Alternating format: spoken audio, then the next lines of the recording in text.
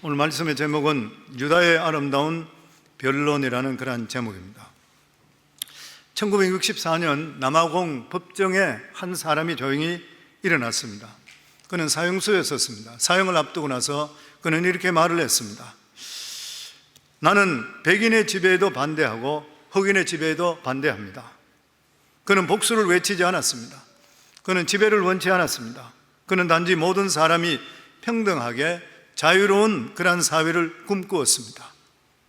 그는 아주 유명한 그러한 말들을 많이 했습니다. 용서는 정오를 멈추는 가장 강력한 무기이다. 용기란 두려움이 없는 것이 아니라 두려움에 굴복하지 않는 것이라. 우리 모두 언젠가 죽을 것이다. 하지만 중요한 것은 우리가 어떤 삶을 살았냐가 중요하다. 우리가 너무나 잘 알고 있는 바로 넬슨 만델라입니다. 27년 동안 감옥살이했고 그리고 나서 감옥에 풀려나서 1994년 남아공 대통령이 되었던 그러한 사람. 그가 했던 법정 연설은 인류 역사상 가장 감동받는 그러한 법정 연설 중에 하나로 평가받고 있습니다. 이 연설은 단순한 어떤 변명이나 이런 것이 아니라 정의와 자유 그리고 인종, 평등을 향한 깊은 신념의 고백이자 선언이었습니다. 연설의 마지막 부분에 만델라는 감동적인 그러한 부분으로 선언을 합니다. 이것은 내가 살아가며 추구해온 가장 고귀한 이상이며 그것을 위해 죽을 준비도 되어 있습니다. 그래서 사람들은 이 만델라의 마지막 법정 진술을 창세기 44장의 유다의 진술과 비교하고 있습니다. 오늘 이 본문에 읽은 이 배경은 요셉의 형제들은 두 번째 양식을 구하기 위해서 아버지를 설득해서 애굽 총리의 요구대로 막내 베냐민을 데리고 애굽으로 왔습니다. 베냐민을 본 애굽 총리는 요셉이죠. 애굽 총리는 의심을 풀게 되고 감옥에 갇혀 있는 시몬을 풀어줬습니다. 그리고 그들에게 곡식을 주었을 뿐만 아니라 이 애굽 총리 집으로 초대해서 함께 기쁨을 나누는 교제하는 그러한 시간을 가졌습니다. 그래서 그들이 생각할 때에 우리가 아버지를 잘 설득해서 막내를 잘 데려왔구나, 잘한 일이구나. 그러면서 전체 모든 형제들이 다시 가나안 땅으로 출발을 했었습니다. 그런데 떠나서 얼마 되지 않아서 문제가 생겼습니다. 그것이 뭐냐면은 애굽 총리의 청지기들이 쫓아와서 그들이 했는 말이 너희들은 왜 은혜를 배신으로 갚느냐? 우리 주인이 점차는 은잔을 도둑 맞았는데 너희들이 가져간 것이 분명하다. 깜짝 놀랐습니다. 우리들은 그런 적이 없습니다.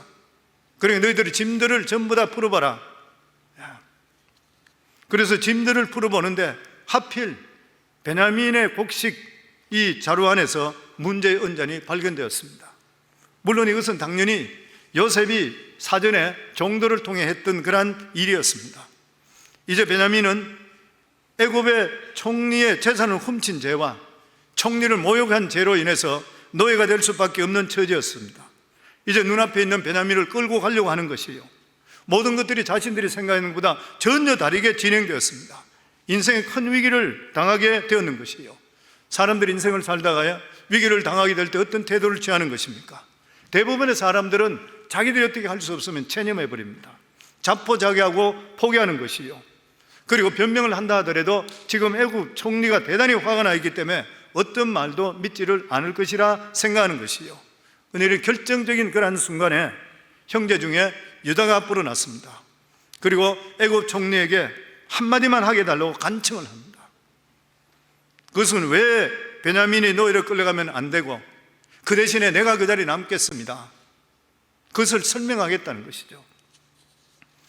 44장 18절에 보면 유다가 그에게 가까이 가서 이르되 내 주의 원하건대 당신의 종에게 내 주의 귀에 한 말씀을 아뢰게 하소서. 주의 종에게 노하지 마소서. 주는 바로와 같으심이니이다. 여기서 유다는 총리에게 당신은 바로와 같습니다. 무슨 말이에요? 생사 여탈권이 당신에게 다 있습니다. 당신은 우리를 죽일 수도 있고 살릴 수도 있습니다. 우리에게 한 번만 자비를 베풀어 주셔서 그 말인 것이에요. 어떤 사람이 내면에 있는 정신과 감정이 건강함과 병들음과는 언제 나타날 수 있냐면 위기의 순간에 나타납니다. 정신이나 건강이 병든 사람들은 자기가 통제할 수 없는 그런 상황, 위기 상황이 발생하면 스스로 무너집니다. 자기가 어떤 일을 당하게 되면 화를 낸다든지 아니면 그것을 어떻게 할 수 없으니까 그대로 포기한 채 무너져 버린 것이에요. 그러나 정신과 감정이 건강한 사람은 이러한 위기가 닥쳐왔을 때 오히려 더 빛을 발하는 거예요. 모든 것을 침착하고 냉정하게 처리합니다. 대안이 특별히 있다는 것도 아닌 것이요, 그렇지만은 어떻게든 해결될 것이라는 확신이 있습니다. 왜 그렇습니까? 진정한 용기는 어디서 나오는 것이요? 진정한 용기는 내가 하고 있는 일이 옳다고 확신한 데서 나오게 되어 있습니다. 그것이 없으면 위기를 박차고 일어날 수가 없는 것이요, 하나님의 백성의 진정한 가치가 어디에 있는 것이요? 위험에 봉착했을 때입니다. 보통 때는 다 같아요. 틀린 거 하나도 없어요. 보면은 앞길이 불투명할 때, 다른 사람들이 낙심하고 주저앉을 때 하나님의 백성들 오히려 힘을 얻고 일어서는 거예요. 우리가 어떻게 그렇게 할 수 있는 것입니까? 왜냐하면 우리는 우리를 구원해 주시고 주인 되신 예수 그리스도, 바로 성령이 우리 속에 계신 것을 알고 있기 때문인 것이요, 성령의 인치이심이 하나님의 백성에 주는 확신입니다. 그래서 아무리 깜깜한 밤이 온다 하더라도 하나님의 백성들은 절대로 좌절하지를 않는 것이요, 아무리 절망 가운데 인다 하더라도 하나님께서 이 가운데 선한 뜻이 있다고 분명히 믿기 때문에, 성령을 통해 주시는 우리 속에 평강이 있기 때문에 다른 사람은 절망 가운데 거기서 부르짖고 무너질 수밖에 없는데 우리는 그 가운데서 감사할 수 있는 마음이 생기게 되는 것이요. 예전에 한번 소개를 한번 시켜드린, 오래전에 쓰기됐던 이야기입니다. 그리고 그것이 얼마 전에 또한 스포츠 일러스트레이티드 매거진에 거기에 표지 모델로 나왔던 사람, 한국에도 영화가 나왔던 사람, 소울 서퍼라고, 영혼의 바다 파도 타기 뭐 그런 사람, 그런 거죠. 책으로도 나오고 영어로 나왔던 실존하는 사람, 프로 서퍼 베타니 해밀턴. 13살 때에 하와이에서 파도 타기 하다가 상의 공격을 받아서 왼쪽 팔이 어깨 쭉지부터 떨어져 나가 버렸습니다. 60% 이상 피가 빠져나가는 거예요. 죽는다고 생각했는데 수술을 받고 살아났습니다. 그때 리더스 다이제스트 기자, 그리고 많은 신문 기자들이 와서 인터뷰를 하는데 이 아이가 웃으면서 하는 말이, 그 처지에된데도 내가 이렇게 된 것도 하나님의 선한 뜻이 있다고 저는 믿습니다. 그러면서 하는 말이 뭐냐면, 오늘 벌써 이 뉴스를 듣고 고등학생, 여학생 2명이 저를 찾아왔는데 그들에게 내가 예수 그리스도를 증거하고 그 2사람이 예수 그리스도를 믿고 구원받았습니다. 놀라운 일인 것이죠. 정말 놀라운 일입니다. 그는 지금은 목회자와 결혼해서 그리고 아이까지 낳고 행복하게 살고 전 세계를 다니면서 동기부여자로 왕성하게 활동하고 있습니다. 어떻게 이럴 수가 있는 것인가요? 위기 때 담대한 이러한 이유가 뭐냐면은 영적으로 건강하기 때문에 그래요. 굉장히 중요한 얘기입니다. 그런데 영적인 건강은 어디서 나오는 것이요? 하나님 관계에서 나옵니다. 내가 하나님께서 나와 함께 한다는 것을 믿게 되면은 내가 어딜 무슨 일을 당하더라도, 내가 팔뚝째가 떨어지는 일이 있더라도, 죽음까지 각오하는 일이 있다 하더라도 내 속에는 하나님께 감사, 그리고 내 속에서는 긍정적, 그리고 내 속에서는 기쁨이 넘치게 되어 있는 것이요. 아멘. 그래서 학자들은 그런 이야기합니다. 유다가 어떻게 이렇게 위기 상황 속에 자기가 앞장설 수 있는 것인가? 유다가 영적으로 건강했기 때문이라, 자신을 내려놨기 때문이라. 유다는 굉장히 교만했던 그런 사람입니다. 그런데 언젠가는 정확히는 알 수 없지만 유다는 며느리 다말과 관계를 맺게 되잖아요. 며느리 다말과 관계를 맺고 사생아를 낳게 됩니다. 다말이 임신했다는 소문을 듣게 될 때 잡아와서 불로 살라라 그랬어요. 애비가 누구냐 그랬을 때, 애비가 누구냐면 바로 당신이라 그랬던 거예요. 거기서 유다가 완전히 무너집니다. 그러면서 네가 나보다 옳다.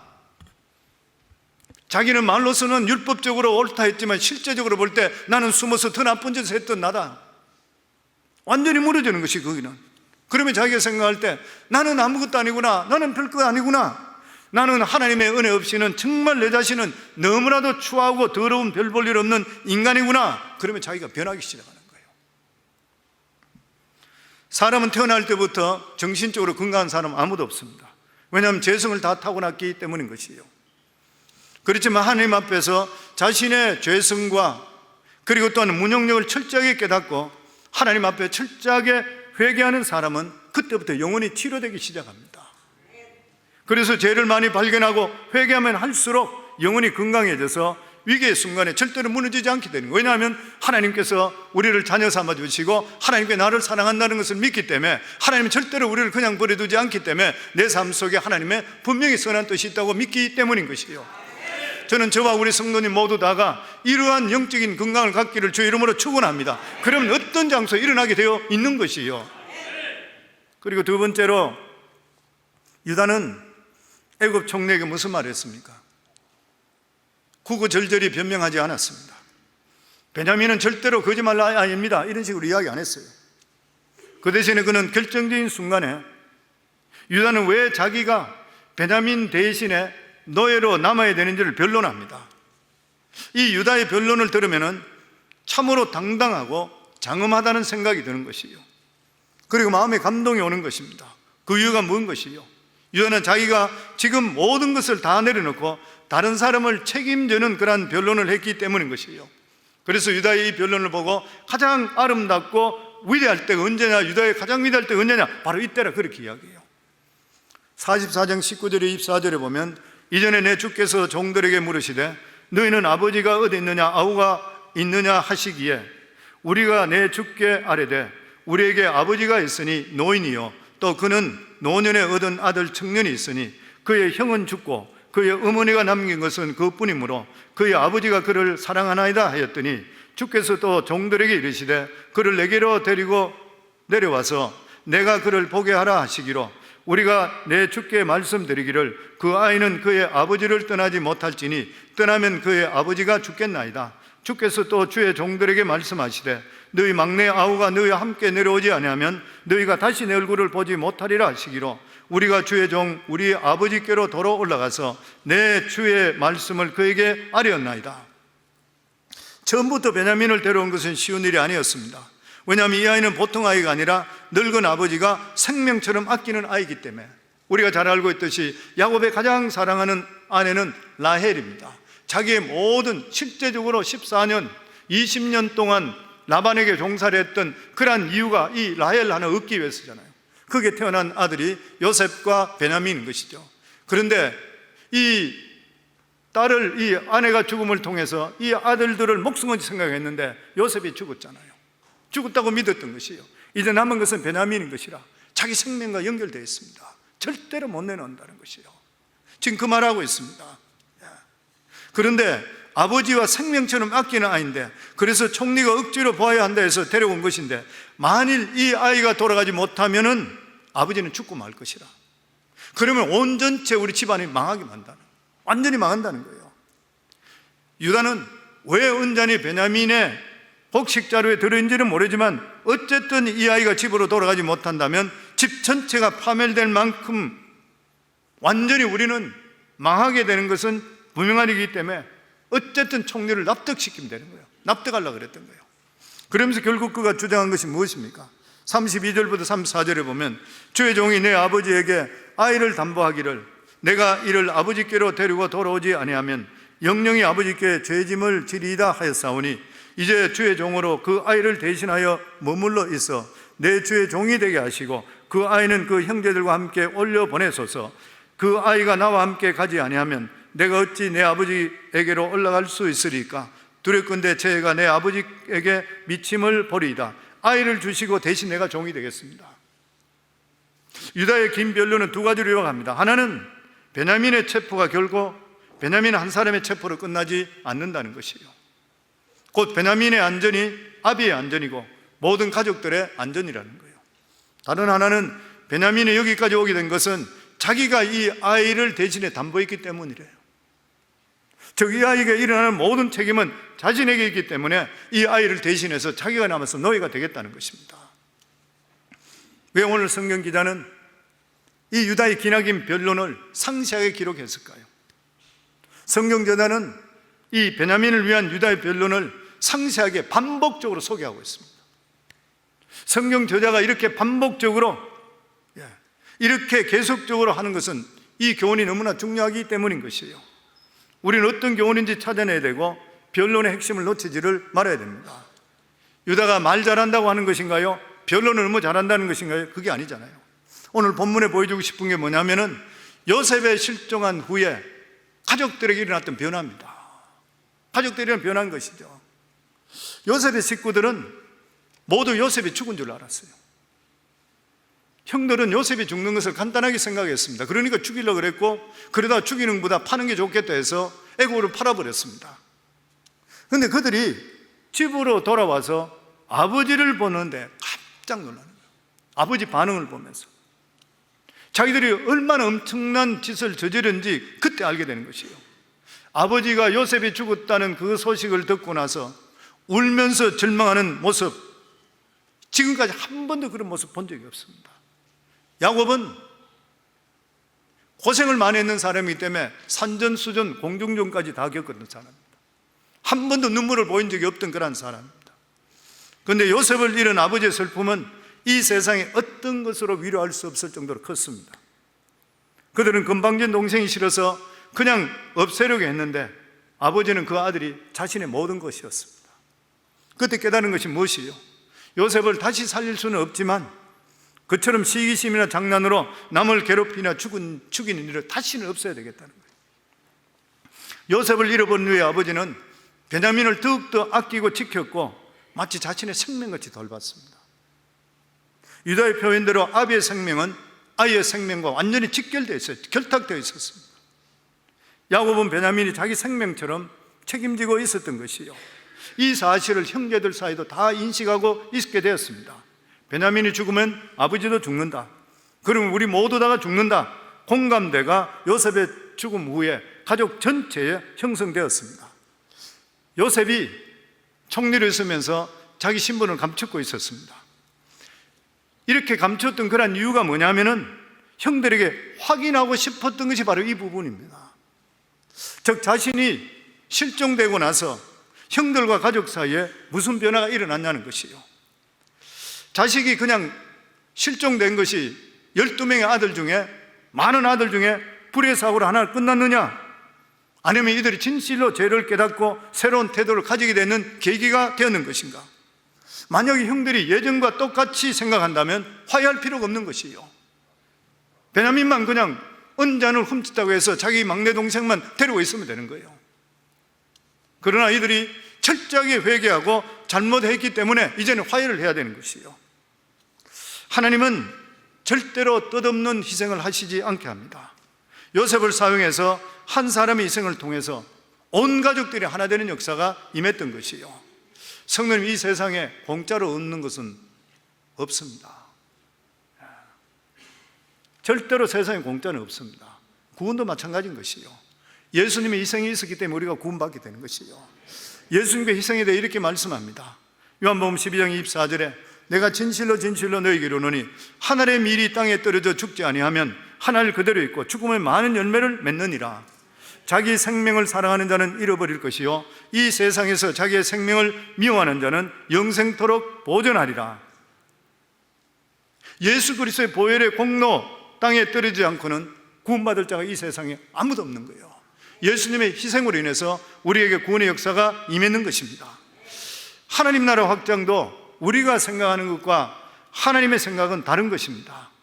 복음은 절대 세상 방법으로 이루어지지 않습니다. 갑자기 순간적으로 로또 만나듯이 왕창 이루어지지를 않는 것이요, 복음은 한 알 한 알 밀이 땅에 떨어져 죽는 것을 통해서 하나님 나라가 확장됩니다. 한 사람의 희생인 것이죠. 여러분들께서 한 사람들을 구원의 복음을 전할 때 한 사람의 입술을 통해서 구원의 역사가 우리 속에 임하게 되어 있는 것이에요. 어떤 성도가 가장 강한 성도예요? 죽기를 각오한 성도예요. 유다가 이렇게 강했던 이유가 어디 있어요? 자기가 노예가 되고 자기가 죽겠다는 것이에요. 그럴 때 강해지는 것입니다. 어떤 주의 종이 강한 것이요? 목숨을 내놓은 주의 종이 강한 것이잖아요. 어떤 교회가 강한 교회인 것이요? 죽기를 각오한 교회인 것이요. 이게 강해지는 것이요. 요한계시록에 보면은 마지막 시대 때 어떤 시대가 온다 그래요. 마지막 시대에 보면은 짐승표를 받지 않게 되면 물건 하나 사지 못한다 그래요. 마지막에 그래야 된다 그랬어요. 앞으로 교회 다니는 것은 손해와 핍박을 각오하지 않으면 못 다니게 됩니다. 그때는 그냥 시간 있으면 교회 온다는 사람은 교회 올 사람 아무도 없어요. 손해보기 싫어하는 그러한 사람, 교회 다닐 수 없는 시대가 반드시 오게 되어 있는 것이요. 예수 믿으면 돈 벌고 출세한다고 생각하는 사람은 그 모두 다 교회 다 떠나게 됐어요. 왜냐하면 교회에 어려움이 오기 때문인 것이요. 그러면 누가 남습니까? 주님과 함께 십자가를 지겠다는 사람만 교회에 남게 되어 있는 것이요. 이게 진짜 믿음인 것이고 세상을 바꾸는 그런 믿음인 것입니다. 교회는 누구를 키워야 돼요? 이런 사람을 키워야 되는 거예요. 아멘. 강한 군사를 키워야 되는 것이요. 죽기까지 헌신하고 순종하는 사람을 키워야 되는 것이요. 그래야지 희망이 있습니다. 저는 우리 성광교회가 박사라는 소문이 밖에 많이 났다 그러고 뭐 그런 이야기를 많이 들어요. 그런데 너무 자랑스러워요. 성도님 여러분들이 강한 군사인 것이고 여러분들이 빡센 사람이잖아요. 안 빡센 사람은 회개하셔야 돼요. 네. 바로 믿으려고 그러잖아요. 바로 믿어야 되잖아요. 예수를 믿더라도 이런 사람이 끝까지 살아남게 되는 것이에요. 아멘. 교회는 어떤 것입니까? 하나님이 통치하는 것이잖아요. 이 세상은 뛰어난 지도자가 있어야지 발전하고 성공합니다. 그런데 교회는 사람이 이끄는 것이 아닌 것이에요. 그래서 그런 말이 있습니다. 교회는 목회자가 너무 똑똑하면 부흥보다 분란이 일어나는 경우가 많대요. 지식적으로 가르치는 경우가 있었어요.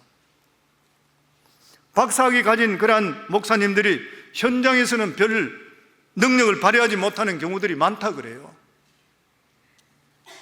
반면에 세상에서 버림받고 마지못해 목회하는 목회자들 가운데 하나님의 영광이 나타나는 경우가 많대. 왜 그래요? 성령의 능력이 임하기 때문에 그래요. 자기는 부족하고 하나님께 매달리기 때문에 그래요. 우리가 잘 알고 있듯이 세계에서 가장 큰 교회를 했던 우리 조영기 목사님 최종 학벌이 중학생이라고 그러잖아요. 일반 학교는 중학생밖에 안 되고 나중에 대학교 나왔는데 그것도 장인어른이 대신 다녀줬다 그러잖아요. 미국과 영국의 가장 큰 부흥을 일으킨 사람이 누구예요? D.L. 무디 목사님입니다.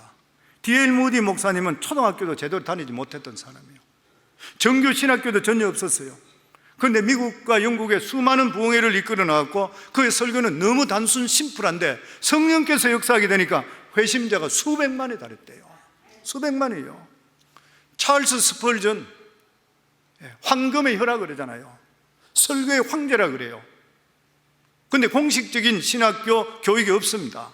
19살 때 벌써 그는 영국의 최대 큰 교회 메트로폴리탄 교회에서 설교를 했고 그의 설교집은 우리들도 읽고 지금도 수많은 목회자들이 다 필독서에 보면 우리가 잘 알고 있는 구세군의 창립자 윌리엄 부스는 정규 신학교에 나오지 않고 실천적인 신앙을 했습니다. 실천적인 삶인 것이요. 그래서 성경 말씀이 맞는 것이요. 성경은 우리 교회는 지식이 아니라 성령의 능력으로 움직이게 되어 있는 것이요. 고린도전서 1장 27절에 29절에 우리 같이 읽도록 하겠습니다. 그러나 하나님께서 세상에 미련한 것들을 택하사 죄 있는 자들을 부끄럽게 하려 하시고 세상에 약한 것들을 택하사 강한 것들을 부끄럽게 하려 하시며 하나님께 세상에 천한 것들과 멸시받는 것들과 없는 것들을 택하사 있는 것들을 폐하려 하시나니 이는 아무 육체도 하나님 앞에 자랑하지 못하게 하려 하심이라. 하나님께서는 어리석은 자로 죄 있는 자를 부끄럽게 하고 약한 자로 강한 자를 부끄럽게 하는 것, 이게 무슨 능력이에요? 복음의 능력입니다. 성령의 능력인 것이요. 교회는 성령께 이끌어 가셔야 되는 것이고 세상을 변화시킬 수 있는 이러한 모든 것들, 이러한 것들은 성령의 능력을 받게 될 때에 이끌어가게 되어 있다고 하는 것이요. 아멘. 그러면서 이 유다에게는 자기 동생을 위해, 자기 가족을 위해, 자기 식구들을 위해서 중보기도 합니다. 32절에 33절에 보면 주의 종이 내 아버지에게 아이를 담보하기를 내가 이를 아버지께로 데리고 돌아가지 아니하면 영영이 아버지께 죄짐을 지리이다 하였사오니 이제 주의 종으로 그 아이를 대신하여 머물러 있어 내 주의 종이 되게 하시고 이 아이는 그의 형제들과 함께 올려보내소서. 이 말씀은 유다의 이판사판입니다. 내가 죽더라도 이것만 안 됩니다. 우리 아버지는 두 번 상처 줄 수 없습니다. 유다는 생명을 걸고 아름다운 청혼을 하는 것이에요. 무슨 말이에요? 중보기도 비밀이 여기 들어있는 것이에요. 중보기도는 메마른 이유가 어디 있는 것이에요? 생명을 바꾸는 만큼 중보기도 하지 않기 때문에 그래요. 왜 기도 역사가 안 일어나는 것이에요? 생명을 걸지 않기 때문에 그렇습니다. 참된 중보기도는 생명을 거는 기도가 돼야 되는 것이에요. 우리는 변화된 유다의 모습에서 예수님의 중보하는 모습을 볼 수 있습니다. 아버지, 저들을 용서하여 주옵소서. 저들은 자기들이 하는 일이 뭘 하는지 모르고 있습니다. 아브라함은 소돔과 고모라 멸하실 때 하나님께 이렇게 기도합니다. 하나님, 의인은 50명만 있다면 멸하시겠습니까? 45명, 40명부터 10명까지. 모세는 하나님께 매달립니다. 이스라엘 백성 멸하겠다 했을 때 차라리 내 생명을 걷어가시고 이 백성들을 용서하소서. 이 중보기도잖아요. 사도 바울도 마찬가지입니다. 차라리 내가 죽을지언정 제 민족을 구원해 주소서. 중보기도는 목숨을 거는 것이에요. 중보기도는 민족을 살리고 교회를 살리고 내 가정을 살리는 것이에요. 대가를 치러야 되는 것이에요. 사랑하는 성도님들, 믿지 않는 남편을 위해, 아내를 위해서, 그리고 친척을 위해, 진짜 아버지 어머니를 위해, 내 자식을 위해서 이렇게 목숨을 한번 걸어보셨는가요? 기도할 때 진짜 이래 봤는가요? 부인들 중에 남편 교회 나오지 않고 있는데도 정말 내가 통곡하며 남편한테 해봤는가요? 당신 교회 나오지 않으면 나 죽어. 천국과 지옥을 실제로 있다는 걸 안다면, 저는 정말 천국과 지옥을 실제로 있다는 것을 경험했다 그러면, 하나님이 살아계신 걸 믿는다면 사람이 영혼에 대해서 건질 때는 적당히 그냥 오라 할 것이 아니라 생명을 거는 기도를 해야 된다 믿어요. 그거 하기 전까지는 실제로 그 사람에게 천국과 지옥이 있는지, 자기가 진짜 구원받은지 퀘스천어블. 교회는 수십 년 다닌지 모르지만 정말 자기가 그 사람을 위해서 기도한다면 눈물 흘리며 부르짖어야 되잖아요. 생명을 거는 기도가 있어야 되는 거예요. 우리는 예수님의 족보에 오른 유다에게 예수님 마음을 읽을 수가 있습니다. 무슨 말입니까? 베냐민 위에 내가 대신 죽겠습니다. 우리가 새벽 기도 때, 그리고 철야 기도다, 기도 많이 하는데 능력이 안 나타나는 이유가 됐어요. 생명을 걸지 않기 때문에 그래요. 기도에 생명이 없기 때문에 그래요. 습관적인 기도, 연불 같은 기도, 이런 기도만 계속했기 때문에 그런 것이에요. 겟세마네 동산에서 예수님은 땀방울이 핏방울이 되도록 기도했을 때 얼마나 힘써 기도했든지 간에 천사가 와서 예수님을 도왔다고 그랬습니다. 우리도 진심으로 기도하면 천사가 와서 기도를 돕게 되어 있는 것이에요. 이렇게 생명의 기도를 해본 적이 있는가요?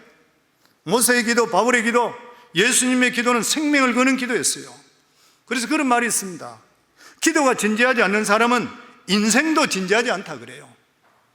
농담하던 인생을 사는데, 우리가 예수 믿는다 그러면서 진실로 한 번도 하나님 앞에 통에 잡아가고 기도할 때 생명을 걸고 기도해 봤냐는 것이죠. 우리 삶 속에서 정말 우리 가족들을 구원해 주지 않는다면 주님, 내 목숨 빼앗아 가버리세요. 우리가 기도할 때 그렇게 기도해야 되잖아요. 하나님 나한테 물질을 주더라도 하나님 내 물질 마음대로 사용하지 못하면 가져가세요. 기도해야 되는 것이에요. 하나님 정말 이 땅에 부흥을 주소서, 그렇지 않으면 나를 걷어가소서. 우리는 믿음으로 기도할 수가 있어야 되는 것이에요. 유다의 지금 아름다운 이 고백의 기도가 뭐냐면 자기 생명을 내놓는 것이잖아요.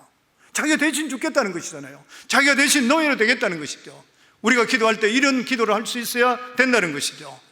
그리고 마지막으로 요셉은 유다의 이 간청을 듣고 나서 더 이상 버티지 못합니다. 자기까지 지금까지 속이고 있던 그 연기를 포기합니다.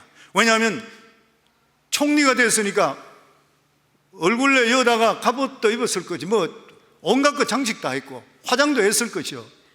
이집트는 원래 그러니까 형제인지 전혀 알아볼 수 없잖아요. 같이 밥을 먹고 멀리 앉았는데도 못 알아봤던 거잖아. 그런데 요셉이 연기를 포기합니다.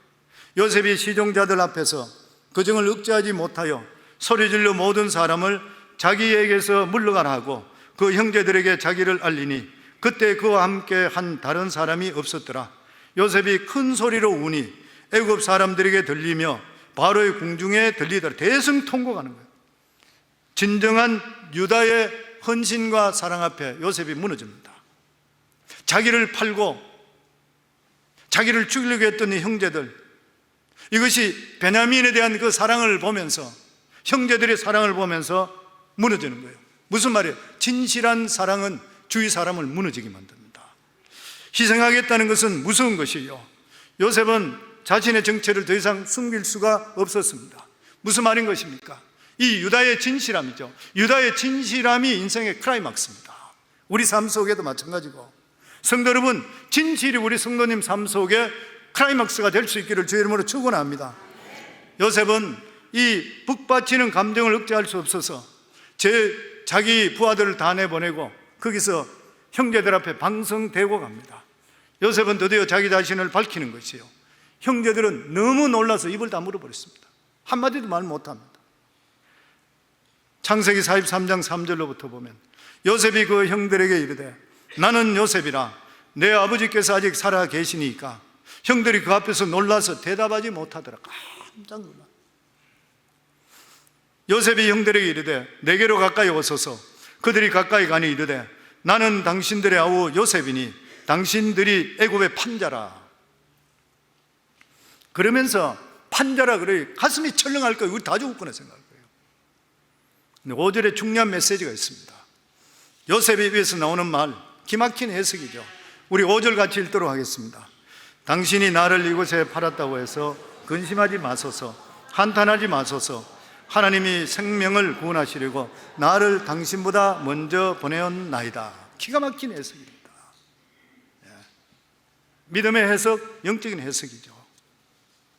형들이 요셉을 애굽에 판 것은 사실입니다. 근데 요셉은 그 일을 어떻게 해석했습니까? 형들이 나를 애굽에 판 것은 사실이지만 이 일은 하나님께서 개입해서 이루어진 일이라. 그것은 하나님의 섭리였었고 계획이었었고 경륜이었었다. 그렇기 때문에 여러분들은 걱정하지 마시라, 근심하지 말라. 우리가 여기에서 배워야 될 교훈이 바로 여기 있는 것이에요. 그러면서 6절에서 8절에 보면 이 땅에 2년 동안 흉년이 들었으나, 풍년 7년이죠. 이제 흉년이 닥쳐와서 2년이 지났습니다. 2년 동안 흉년이 들었으나 아직 5년은 밭갈이도 못하고 추수도 못할지라. 하나님이 큰 구원으로 당신들의 생명을 보존하고 당신들의 후손을 세상에 두시려고 나를 당신보다 먼저 보내셨나니, 그런즉 나를 이리로 보내신 이는 당신들이 아니요 하나님이시라. 하나님이 나를 바로에게 아버지로 삼으시고 그의 온 집의 주로 삼으며 애굽의 온 땅의 통치자로 삼으셨나이다. 가나안 땅에서 다 굶어 죽게 되니까 하나님께서 이것을 아시고 먼저 요셉을 애굽 땅에 보내셔서 이러한 고통을 당하게 하시고 애굽 총리가 되게 하시고, 그리고 가나안 땅에 남아있는 모든 가족들을 다시 불러들여서 우리가 잘 알고 있듯이 애굽의 고센 땅으로 들어오게 하고, 거기에서 430년 동안 70여 명의 식구들이 나중에 430년 후에 200~300만 이상 되는 아주 큰 나라로 밀어서, 그리고 출애굽할 수 있도록 해서 가나안 땅에 이스라엘을 세우게 했던 하나님의 이 귀한 섭리가 요셉을 통해서, 이 형들의 핍박과 어려움이 있었지만 하나님께서 그것을 통해서 이루어지게 했다. 무슨 말인 것이요? 요셉은 가장 비참하고 불행한 사건을 하나님의 사건으로 바꿔버렸습니다. 하나님 사건으로. 견딜 수 없는 사건, 지워버리고 싶은 사건이잖아요. 지워버리고 싶은 일이에요. 형들의 내리에서, 자기에서도. 근데 이것을 하나님께서 하셨다고 하면은 축복의 사건으로 바뀌는 것이요. 이게 믿음입니다. 이게 믿음인 것이죠. 이것이 꿈을 가진 사람이고 믿음을 가진 사람들의 모습이어야 되는 거예요. 우리가 하나님을 믿고 믿음을 가지고 하나님의 음성을 듣고 살면 모든 불행한 사건이 축복의 사건으로 바꿀 수 있다고 믿으시기를 주의 이름으로 축원합니다. 믿음만 가지면 사건을 해석할 수 있어요. 믿음을 가지면. 믿음은 저주를 복으로 바꿀 수 있습니다. 믿음은 불행을 행복으로 바꿀 수 있는 능력이 있는 것이에요. 저는 주위에 우리 성도님 모든 어려운 사건이 복된 사건으로 바뀌기를 주의 이름으로 축원합니다. 이게 하나님의 섭리인 것이에요. 하나님의 섭리는 우리가 미리 알 수 없습니다. 하나님의 섭리 예정은 지나봐야 아는 것이에요. 그래서 다윗도 항상 지난 일을 돌아보잖아요. 자기가 아무리 어려운 일이 있더라도, 아무리 어려운 일, 여호와는 나의 목자시니 내가 부족함이 없으리로다. 우리가 잘 알고 있던 시편 23편도 자기 아들이 반란해서 칼 들고 자기를 죽이려 할 때 맨발로 도망가면서 지었던 시잖아요. 일반 사람은 상상도 못하잖아요. 그런데 여호와는 나의 목자시니 내가 부족함이 없으시리로다. 왜냐하면 이 모든 일들을 통해 뒤돌아보면 하나님께서 반드시 선한 뜻이 있다는 것을 믿었기 때문인 것이에요. 아멘. 그래서 현재 일어나는 일을 통해서는 절대 알 수 없습니다. 우리가 노아의 방주 사건을 보더라도 그렇습니다. 하나님께서 방주를 지으라 할 때에 일반적으로 배를 크게 지으라 그러면 바닷가에 지어야 되잖아요. 그런데 하나님께서 방주를 어디다 지으라 그래서 산 꼭대기에서 짓게 했습니다. 산 중턱에서. 상상도 못한 일이에요. 120년 동안. 어떻게 이해할 수 있습니까? 더더욱이나 방주 모양이 축구장보다 더 큰 그 모양에다가 창문도 하나도 없는 것이에요. 보면 이상한 모양으로 짓게 하는 것이에요. 이해할 수가 없는 그런 일인 것입니다. 그런데 실제적으로 과학자들이 다 그런 이야기 하잖아요. 방주의 그 크기는 그런 모양이 해일이 일어나고 지진이 일어나고 땅이 뒤집히더라도 넘어지지 않고 살아날 수 있는 딱 그 모양이래요. 이 인간의 생각으로는 도저히 알 수가 없는 것입니다. 창문을 내지 말라고 했는데 만약 창문을 내게 됐더라면 150일 동안 보이는 것은 전부 시체가 둥둥 떠있는 것밖에 안 보일 거예요. 하나님 그거 보지 못하게 만드는 것입니다. 누가 이것을 미리 알 수가 있는 것입니까? 하나님의 경륜과 섭리인 것이요. 하나님이 주신 비전도 마찬가지인 것입니다. 그래서 우리에게 필요한 가지 딱 두 가지 뭐예요? 하나님 말씀하시면 믿고 순종하는 것이요. 때가 되면 하나님의 비밀을 알게 해주시는 것이요. 이게 바로 섭리와 경륜인 것입니다. 하나님의 섭리와 경륜은 우리 인간의 이성과 상식을 뛰어넘습니다. 그렇기 때문에 우리 성도님들 어떤 어려움이나 힘든 일이 있더라도 두려워하지를 말아야 되는 것이요. 우리 아버지는 그분보다 훨씬 더 큰 분이지요. 두려움보다 더 크신 분인 것이요. 성도님 삶 속에서 믿는 자에게 왜 병이 일어난 줄 압니까? 왜 사업의 실패가 일어난지 압니까? 현실을 보면 절대 이해할 수 없습니다. 그런데 먼 훗날 그것을 통해 하나님을 더 가까이 할 수 있는 하나님의 놀라운 복이 있다는 것을 알게 되는 것이요. 하나님께서 그 과정이 우리에게 꼭 필요했기 때문인 것이요. 그렇기 때문에 성도님들 어떤 일이 있다 하더라도 무조건 저희들은 어떤 경우에서도 하나님을 신뢰하기를 주의 이름으로 축원합니다. 하나님의 경륜과 섭리는 우리의 상식과 이성을 뛰어넘고 어떤 경우에서도 두려워하지 말고 담대하기를 주의 이름으로 축원합니다. 우리 이사야서 43장 1, 2절 마지막으로 같이 읽도록 하겠습니다. 야곱아 너를 창조하신 여호와께서 지금 말씀하시느니라. 이스라엘아 너를 지으신 이가 말씀하시니라. 너는 두려워하지 말라. 내가 너를 구속했고 내가 너를 지명하여 불렀나니 너는 내 것이라. 야곱아 내가 물 가운데로 지날 때에 내가 너와 함께 할 것이라. 강을 건널 때에 물이 너를 침몰하지 못할 것이요 내가 불 가운데 지날 때도 타지 아니할 것이요 불꽃이 너를 사르지 못하리니 대저 나는 여호와 내 하나님이라. 사드락과 메삭과 아벳느고가 불꽃이 사르지 못했잖아요. 어떤 어려움이 있다 하더라도 하나님께서 지켜주는 자는 어떤 것도 뛰어넘을 줄을 믿습니다.